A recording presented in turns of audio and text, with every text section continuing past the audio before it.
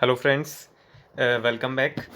तो फ्रेंड्स, आपको जैसे पता होगा हमने फ्रेंड्स 2016 के पेपर की एनालिसिस कर ली थी, 17th की भी एनालिसिस कर ली थी। अब ये हमारा थर्ड पार्ट है जिसमें हम 2018 के सी सेट के पेपर की एनालिसिस करने जाएंगे। कुछ अच्छे क्वेश्चंस, कुछ इजी क्वेश्चंस जो होंगे, जो हम on a prima facie basis देखकर उसको कवर कर सकते हैं, ठीक है। एंड देन अपना कर सकते हैं, बिकॉज क्वालिफाइंग पेपर है, हमारे को 67 मार्क्स चाहिए, ठीक है ना। तो वो आसानी से आ सकते हैं, कोई इश्यू नहीं है। चलिए, तो सबसे पहले हम क्वेश्चंस डिस्कस कर लेते हैं। क्वेश्चन नंबर सेकंड डिस्कस करेंगे फ्रेंड्स। वो बोलता है क्या, कंसीडर द फॉलोइंग सम। हमारे को एक ये दे रखा है, ठीक है ना, डेटा, जिसमें वो कहता है कि ये जो डॉट है ये किस से स्टैंड करेगा। तो अब फ्रेंड्स इसमें हम कुछ भी फिल कर लेते हैं। जैसे पहले 4 फिल कर लीजिए, तो क्या होगा, 4 plus 14 plus 24 plus 43 plus 41 equal to 214। तो अब हम इसको प्लस करेंगे तो फ्रेंड्स क्या आएगा, जैसे 448 84 में हमने ये जोड़ दिया 28 और 32 जोड़ा, तो ये 214 तो कुछ बनेगा नहीं, तो इसलिए हमारा ये 4 नहीं होगा। मतलब क्योंकि यहाँ पर जो फिगर है वो बहुत ज़्यादा आ रही है, इसलिए हम थोड़ा कोशिश करेंगे हायर डिजिट्स लें। तो इस बार हम 8 लेके देख लेते हैं। तो सबसे पहला आ जाता है 8 प्लस 18 प्लस 28 प्लस 83 और प्लस 81, ठीक है ना। अब हमारी डिजिट्स हायर आ गई हैं, तो अब हम इसके इक्वलेंट करके देख लेते हैं, टोटल कर लेते हैं।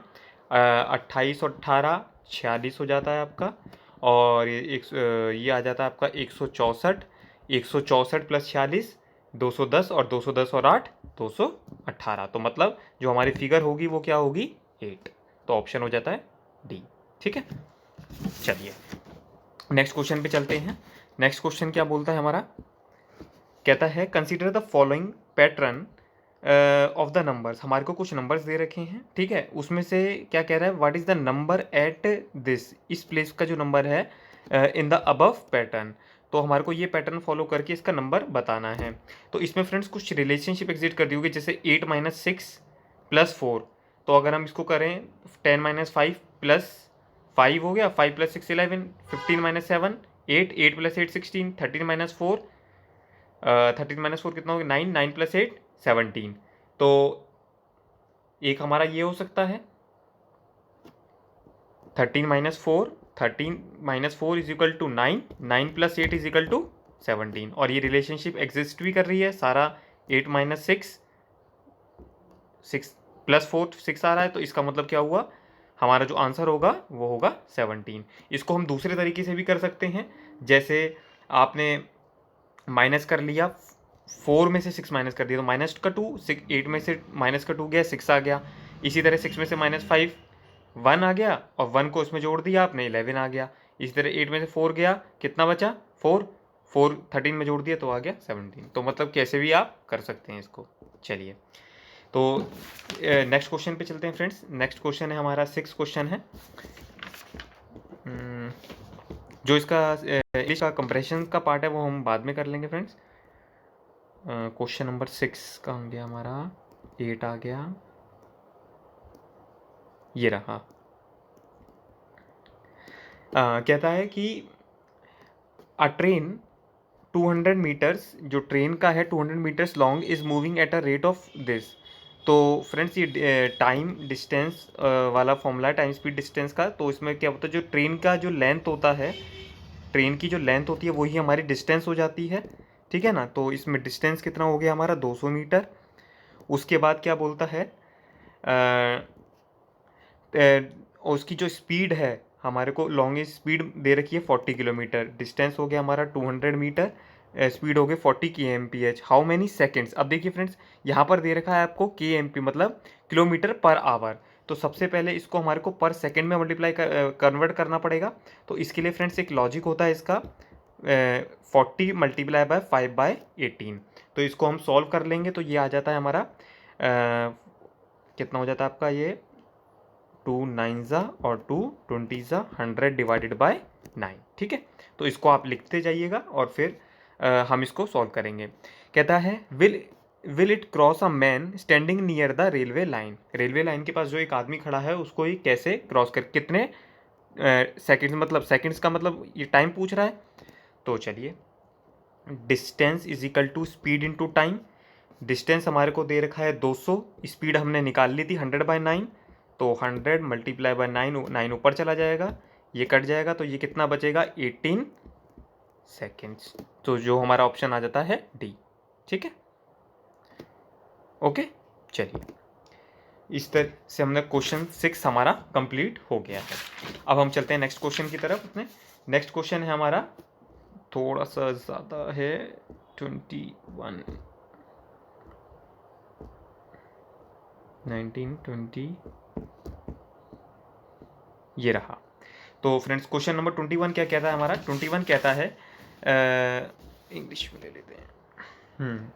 इफ़ मान लीजिए कोई एक आपको कोड दे रखा है, is the code for the Mumbai, the code for the Delhi क्या होगा? मतलब कि ये जो आपका LSJXVC दे रखा है, ये आपका मुंबई आता है इससे। तो सबसे पहले इसकी रिलेशनशिप देख लेंगे कि भाई बेसिकली ये कौन सी रिलेशनशिप एग्जिस्ट करती है इसके ऊपर, और फिर हम अपना कैरी आउट कर लेंगे। तो जैसे LLM, L के बाद M आ रहा है, ठीक है ना, STU प्लस 0 प्लस 1, ST का गैप दे दिया, फिर U आया, JKL मतलब +2, 2 का गैप दे दिया, फिर इसी, तो अब हमने ये देख लिया 0 1 2, ठीक है ना, YZ इसमें +3 का हो गया,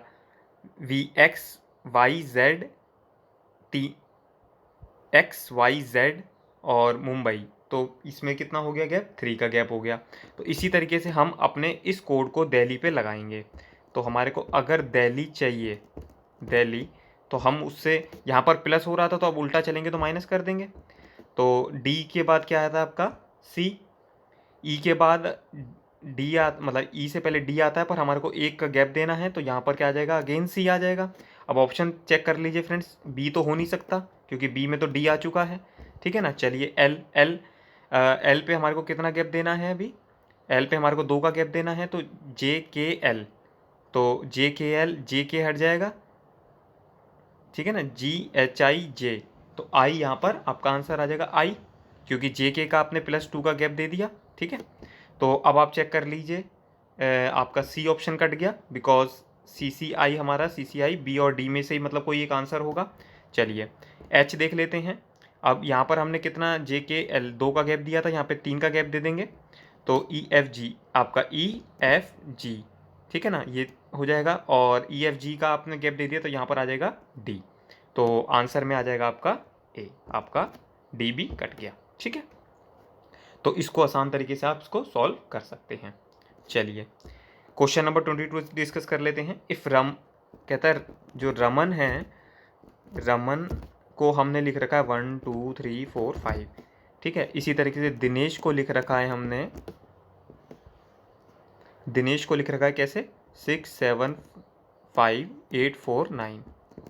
तो वो बोलता है हमाम को कैसे लिखेंगे हम? तो हम माम, तो बेसिकली ए स्टैंड्स फॉर 2, ए की जगह हमने 2 लिख लिया। एम स्टैंड्स फॉर 3, 3 लिख लिया। एच स्टैंड्स फॉर 9, 9 लिख लिया। तो 9 2 3 2 3, 9 2 3 2 3, ये हमारा कौन सा आ जाता है? आंसर बी आ जाता है, ठीक है।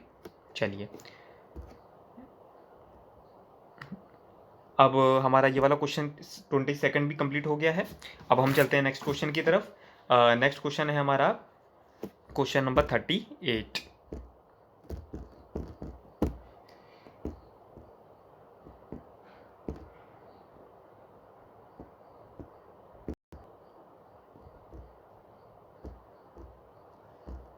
क्वेश्चन नंबर 38 क्या बोलता है? बेसिकली कह रहा है,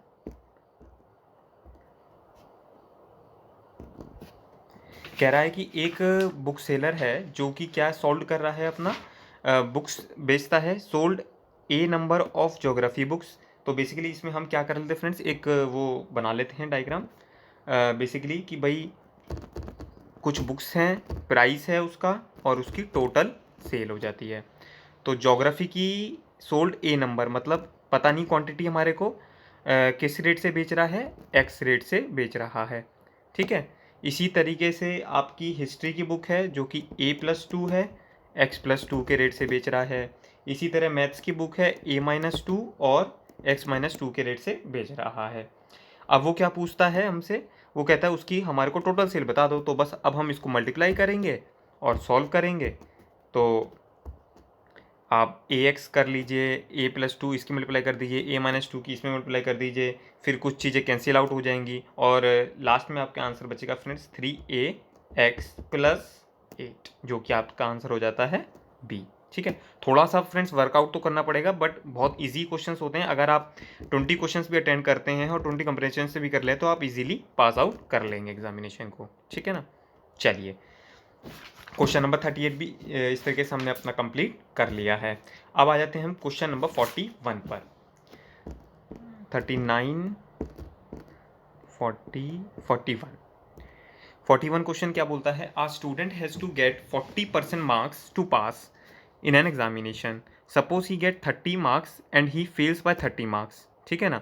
then what are the maximum marks in the examination. Basically क्या कहना चाहता है कि जो 40% मार्क्स हैं उस पर एक स्टूडेंट पास हो जाता है और जिसके जो उसके नंबर आए हैं 30 मार्क्स आए हैं और फेल हुआ है 30 मार्क्स से। तो इसका मतलब क्या हुआ, अगर हम कहें तो ये 60 मार्क्स जो रिप्रेजेंट कर रहे हैं ये हमारे पासिंग मार्क्स हैं। तो ये क्या हो गया, हमारा 40% मार्क्स हो गया। और अगर इसमें हम अब ये 40% मार्क्स है तो 100% मतलब पेपर कितने का हो गया, पेपर हो गया आपका 150 नंबर का। ठीक है जी भाई, 150 का अगर आप 40% करेंगे तो 60 आ जाएगा। चलिए, अब वो यही पूछ रहा है कि what is the maximum marks can the examination. तो भाई 150 नंबर का है तो मैक्सिमम मार्क्स 150 ही आ सकते हैं आपके। तो आंसर हो जाएगा इसमें आपका सी। चलिए ठीक है, नेक्स्ट क्वेश्चन डिस्कस कर लेते हैं। क्वेश्चन नंबर 42 क्या कहता है, कहता है 19 लड़के हैं turn out for a play hockey, of these 11 are wearing hockey shirts. Okay, तो ये फ्रेंड्स वेन डायग्राम का क्वेश्चन है, इसके लिए हम आपका वो बना लेते हैं। कहता है हॉकी हॉकी शर्ट्स और पैंट्स। ठीक है ना। तो वो बोलता है कि 19 प्लेयर जो भी हैं आपके, वो टोटल 19 प्लेयर हैं हमारे पास। ठीक है ना, जिसमें से जो 11 हैं वो तो हॉकी करते हैं, शर्ट्स पहनते हैं 11, और जो पैंट्स पहनते हैं वो है 14। There are no boys without shirts और pants, what is the number of boys wearing full uniform. ठीक है ना। तो वो कह रहा है कि ऐसी क्या प्रोबेबिलिटी होगी कि जो फुल यूनिफॉर्म, मतलब फुल यूनिफॉर्म का मतलब क्या होगा, जिनके पास शर्ट्स और पैंट्स दोनों हो गई। ठीक है, अब हमारे को ये पता नहीं है तो फ्रेंड्स हम एक्स ले लेते हैं। तो अगर हम सिर्फ शर्ट वालों का प्रोविज़न निकालना चाहते हैं कि भाई सिर्फ शर्ट वाले कितने हैं, तो मतलब अगर आप शर्ट वाले 11 हैं उसमें से ये एक्स, क्योंकि इसके पास तो फुल ड्रेस है, ये अगर आप माइनस कर देंगे तो सिर्फ ये वाले बचे हुए पोर्शन आ जाएगा। इसी तरीके से अगर आप 14 हमारे को ये पता है और इसमें से ये माइनस कर देते हैं तो हमारे पास ये वाला शेडेड रीजन वाला आ जाएगा। ठीक है, तो और टोटल हमारे को दे ही रखा है 19। तो सबसे पहले हम x की वैल्यू निकाल लेते हैं।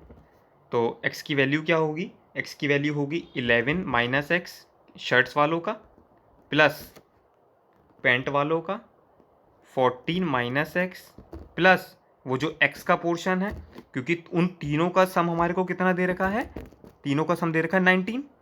तो x की वैल्यू आ जाती है आपकी ये 11, 14, 25, 25 आपने इधर माइनस किया, माइनस से माइनस कट गया तो ये आ जाता है आपका आंसर 6। ठीक है, चलिए, तो आंसर 6 आ जाता है। अब आंसर 6 आ गया आपका, तो आंसर 6 है आपका सी ऑप्शन। ठीक है, चलिए, तो इसी के तरह फ्रेंड हमने 42 क्वेश्चन भी कंप्लीट कर लिया है अपना। अब हम चलते हैं अपना नेक्स्ट क्वेश्चन की ओर। तो नेक्स्ट क्वेश्चन है हमारा 61।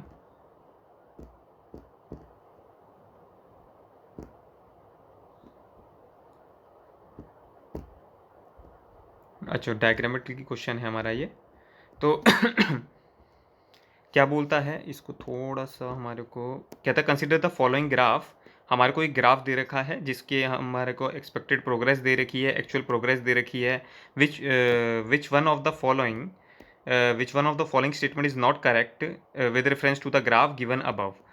तो कहता है सबसे पहले तो हम ग्राफ देख लेते हैं और वो किस पीरियड की बात कर रहा है, वो बात कर रहा है जून की। तो जून में हम देख लेते हैं कि क्या बात है कि देखा जाए तो अगर एक्सपेक्टेड प्रोग्रेस जो है हमारी वो ज़्यादा है किससे, एक्चुअल से। और फिर अगर जुलाई और अगस्त के बीच में देखते हैं तो फिर अगस्त के महीने में जब हम देखते हैं तो वो एक्चुअल प्रोग्रेस ज़्यादा हो रही है। स्टेटमेंट पढ़ लेते हैं फ्रेंड्स एक से एक और उसके बाद हम देख लेते हैं। ऑन 1 जून हमारे को क्या बताना है, जो करेक्ट नहीं है, ठीक है ना। अब हमने ये देख लिया है, on 1 June the actual progress of the work is less than expected. जो एक्चुअल है नॉट करेक्ट। तो जो हमारे पास कहता है ऑन 1 जून, 1 जून पे आ गए, ठीक है। फिर कहता है कि एक्चुअल प्रोग्रेस जो है वो कम है, बिल्कुल ठीक है। तो फ्रेंड्स एक्चुअल प्रोग्रेस तो कम ही है हमारी। चलिए, the next question is actual rate of progress of work was greatest during the month of August. अगस्त के महीने में एक्चुअल प्रोग्रेस ज़्यादा है उससे, ये भी करेक्ट है। द वर्क, सी पार्ट के, the work was actually completed before the expected time. हाँ बिल्कुल ठीक है, बिकॉज क्योंकि आपका यहाँ पर ख़त्म होना था, एक्सपेक्टेड था, बट यहाँ पर हो गया, तो ये भी करेक्ट हो गया। तो इसका मतलब क्या है, डी में ही कुछ गड़बड़ है। तो चेक कर लेते हैं एक बार। The during the period from 1 April to 1 September at no time was actual progress more than the expected progress. तो कहता है सितंबर तक ऐसा कभी नहीं हुआ कि एक्चुअल प्रोग्रेस ज़्यादा हो, जबकि आपने देखा अगस्त में तो वो ज़्यादा ही है। तो इसका आंसर हो जाएगा फ्रेंड्स डी। चलिए, तो ये डायग्रामेटिक क्वेश्चन था हमारा। नेक्स्ट क्वेश्चन की तरफ चलते हैं। नेक्स्ट क्वेश्चन है हमारा 63, ठीक है। तो 63 क्वेश्चन क्या कह रहा है, look at the graph, it can be inferred from the 1990 to 2010। मतलब हमारे को ग्राफ देखना है, तो ग्राफ देख लेते हैं क्या कह रहा है। Consider the following graph in which the birth rate and the death rate of a country are given and the answer the 2 items that follow. Birth rate आपको दे रखा है, डेथ रेट आपको दे रखा है, ठीक है। अब हमने ग्राफ देख लिया, वो क्या कहना चाहता है। कहता है द पॉपुलेशन ग्रोथ रेट, इसमें सिर्फ हमारे को अच्छा एक ऑप्शन पे चूज़ करना होगा, ठीक है ना। तो the population growth rate has increased. अगर हम बात करें तो क्या पॉपुलेशन का जो ग्रोथ रेट है वो इंक्रीज़ हुआ है। पॉपुलेशन का ग्रोथ रेट, बर्थ रेट बढ़ रहा है और डेथ रेट कम हो रहा है। तो पॉपुलेशन का ग्रोथ रेट इंक्रीज तो नहीं हुआ है अभी। तो ये हमारा, अगर इसमें पॉपुलेशन ग्रोथ रेट इंक्रीज तो हुआ नहीं है, इसी तरीके से पॉपुलेशन का ग्रोथ रेट डिक्रीज भी नहीं हुआ। रीज़न क्या है, जो बर्थ रेट है वो ज़्यादा ही है। पॉपुलेशन का growth rate shows no trend, trend तो है because both are differencing. So the growth rate of the population has been remain stable. एक पार्ट पे वो स्टेबल हो जाएगी। जब बर्थ रेट और डेथ रेट आपका स्टेबल हो जाएगा तो इसका मतलब क्या हुआ, हमारी ना पॉपुलेशन बढ़ रही है ना ही डिक्रीज हो रही है, ठीक है। चलिए, नेक्स्ट क्वेश्चन डिस्कस कर लेते हैं हमारा। नेक्स्ट क्वेश्चन है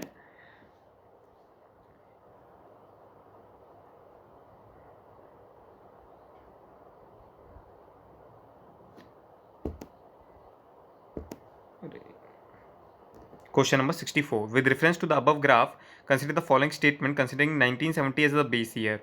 1970 को बेस ईयर लेके इसी अच्छा की बात कर रहा है वो। तो 1970 को बेस ईयर ले लिया इन्होंने। 1970 को बेस ईयर ले लिया। Population has stabilised after 35 years. Population growth rate has stabilised after 35 years. Death rate has fallen by this. Birth rate has stabilised after 35 years. तो बेसिकली ये हमारे को 1970 से दे रखा है डेटा। 1970 कंसिडरिंग द 1970 को बेस ले लीजिए। 1970 को बेस ले लेते हैं हम। उसके बाद क्या कह रहा है, पॉपुलेशन स्टेबलाइज्ड आफ्टर 35 ईयर्स। तो पॉपुलेशन क्या कह रहा है, स्टेबलाइज हो गया है। और हमारे को कहता है विच of the most logical and rational statements that can be made from the above graph. आप 1970 को देखकर आप बताइए कि आपको कौन सा स्टेबलाइज लगता है। तो मैंने फ्रेंड्स पहले भी बात करी थी कि जो पॉपुलेशन है वो 35 साल के अंदर बता रहा है। 1970 मतलब 1970 से 2005 तक की ये बात कर रहा है। तो पॉपुलेशन तो स्टेबलाइज हुई है। तो पॉपुलेशन तो जो जो हो गई है वो हमारी स्टेबलाइज हो गई है। और the population growth has been stabilised after 35 years. Stabilise तो हुई है, आफ्टर 35 ईयर्स भी स्टेबलाइज दिख रही है वो तो। तो आई थिंक हमारा सेकंड पार्ट भी इसमें करेक्ट हो जाएगा। बोलता है death rate has fallen bye 10% in the first 10 years. First 10 years में डेथ रेट फॉल हुआ है। फर्स्ट 10 मतलब ये रहा death rate fallen. Death rate first 10 years में तो नहीं, बट हाँ आगे ऑनवर्ड्स फॉलन हो रहा है। फॉल का होता है ये, जैसे आपका हो गया ये 1990 से आपका 2000 में अगर बोले तो डेथ रेट फॉल किया गया है ना। The birth rate is stabilise after 35 years. जो बर्थ रेट है स्टेबलाइज हुआ है आफ्टर 35 ईयर्स, तो नहीं, ऐसा नहीं है। तो हमारा ऑप्शन क्या हो जाएगा इसमें, 1 और 2। नेक्स्ट क्वेश्चन डिस्कस कर लेते हैं। क्वेश्चन नंबर 67 था ना।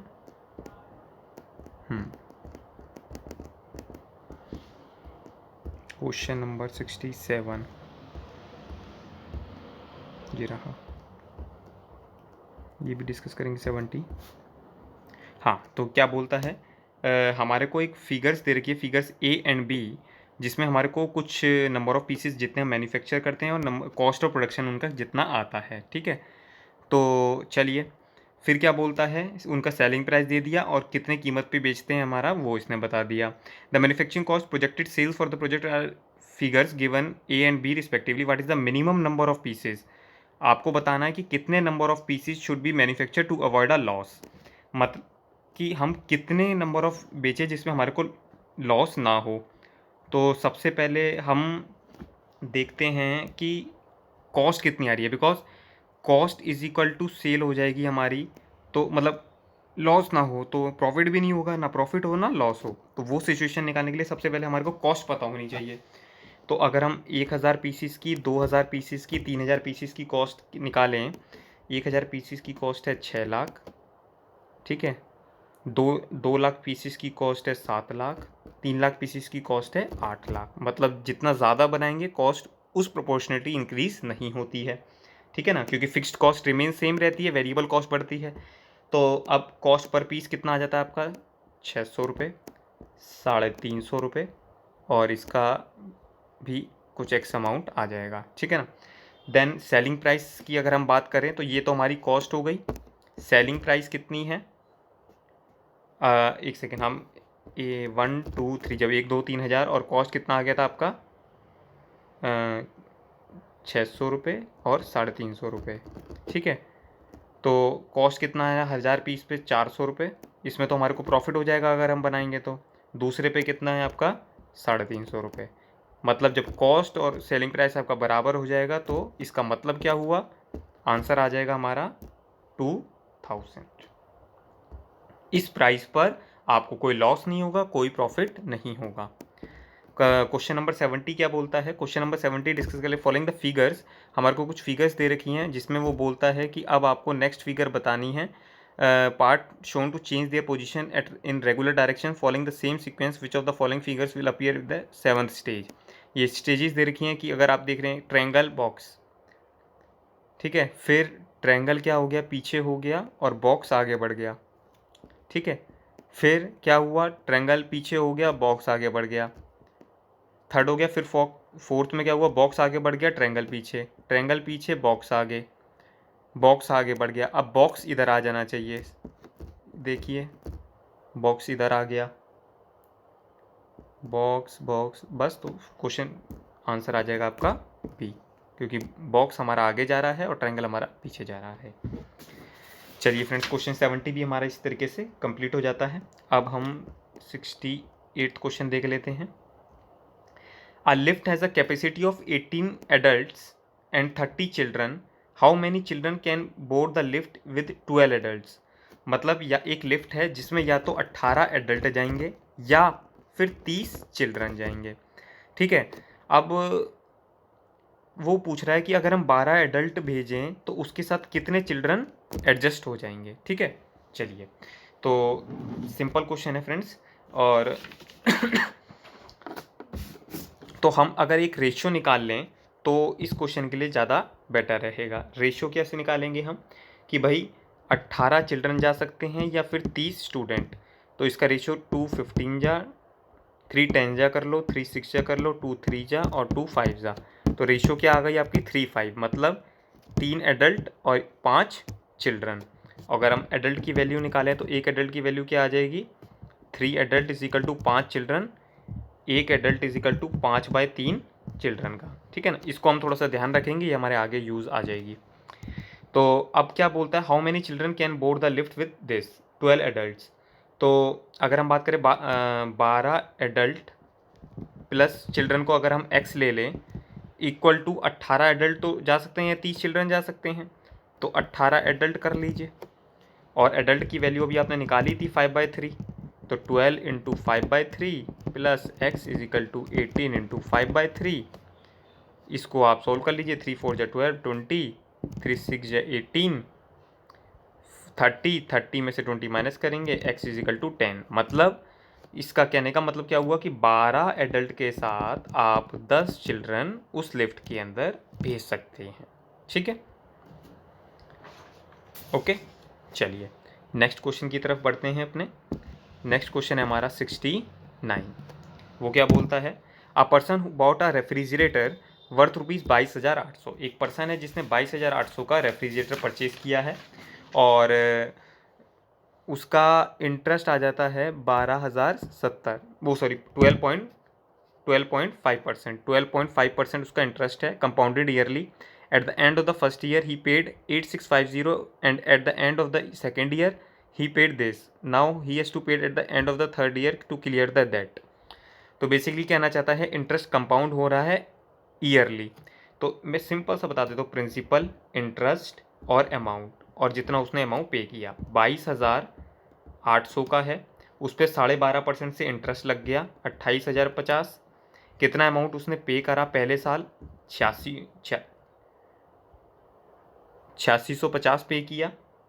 ठीक है ना, इसको हम पेमेंट पे ही दिखा देते हैं, पेमेंट दिखा देते हैं। और जैसे तो 22,800 में आपने 2850 जोड़ा, उसमें से ये माइनस कर दिया, कितना बचा 17,000। इसी तरीके से अब जो ब्याज लगेगा कंपाउंड हो रहा है ईयरली, तो 12.5% इस पर लगेगा, वो कितना आ जाएगा का 2.2125। और उसने पे कितना किया है 9125। तो बैलेंस कितना बचेगा, इसको प्लस कर लीजिए, इसे माइनस कर लीजिए, 10,000। 10,000 में 12.5% कितना हो जाएगा आपका 1250, 11,250। मतलब लास्ट इंस्टॉलमेंट जो होगी 11,250 की होगी, तो इससे उसका सारा डेट क्लियर हो जाएगा। आंसर हम देख लेते हैं, आंसर हो जाता है हमारा 11,250, ऑप्शन डी। ठीक है, तो चलिए फ्रेंड्स, इसी के साथ हमारा ये सीरीज़ कंप्लीट हो जाता है। उसके बाद हम 2019 की डिस्कस करेंगे। चलिए मिलते हैं फ्रेंड्स नेक्स्ट लेक्चर में। Thank you.